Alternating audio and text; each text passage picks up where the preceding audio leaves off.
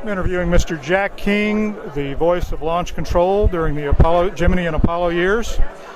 Mr. King, having witnessed the bulk of, well, really all of U.S. human spaceflight history firsthand, what are your feelings as we are here at the end of the shuttle era and really not too certain about what's coming next? How would you express your emotions today?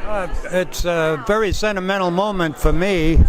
I've been involved in the program for more than 50 years, starting out with Alan Shepard's launch a long time ago and going all the way through Apollo and the shuttle program. This essentially is the end of another era in the space program. The first was Mercury, Gemini, and Apollo. The second we look forward to. We moved right into developing the space shuttle for the last 30 years. And now this is the end of an era, and I don't know what we have to look forward to right now. Regretfully, we'll be spending more time on certain occasions looking back at what we achieved than what we're going to be achieving in the immediate future.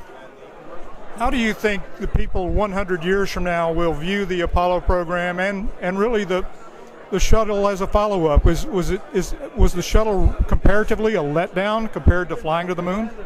Well, to a degree. You have to look at the circumstances. Back in 1970, we were facing the same critical aspects with national budgets, with energy crisis, and a number of other things that we face today, as far as Congress supporting and the American people supporting advancements in the space program. 100 years from now, they'll look back and with regret that with the termination of the Apollo program, we really did not continue to explore.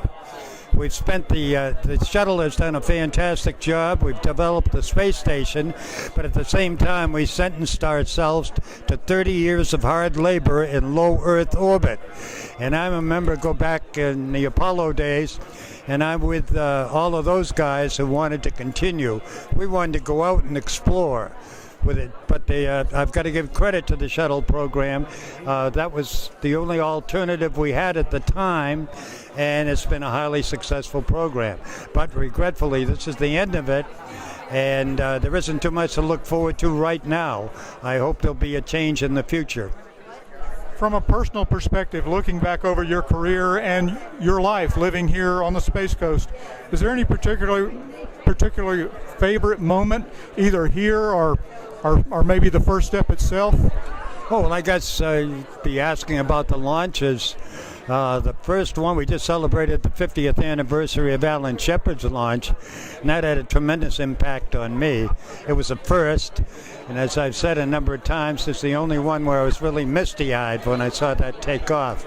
Of course, the adventures with the Saturn V rocket were fantastic memories, both the first launch and the performance of that marvelous rocket. 13 times we launched it, and it never failed us. It was a magnificent vehicle. Well, here in the year 2011, we've got this wonderful media center. There are hundreds, if not thousands, of reporters here today, the day before the launch. Tell us, just for a moment, how this compares to your first days here when you were sort of had to be a spy to figure out when those military launches were happening. Well, as a newsman, that was the case. I first came down here in 1958, and the Air Force controlled all information on the test launches that were going on at that time, so it was quite a challenge. Things certainly opened up after NASA, as a civilian space agency, was established, and I felt as a member of the public affairs team for more than 30 years that we had a great team together, particularly during Mercury, Gemini, and Apollo, and I believe that we really serviced the press and helped make the program the success it was. Well, thank you so much. It's an honor to see you again, and I want to wish you the best. And we'll just have to wait and see what comes next. That's exactly right, and I hope there'll be something there. Thank you.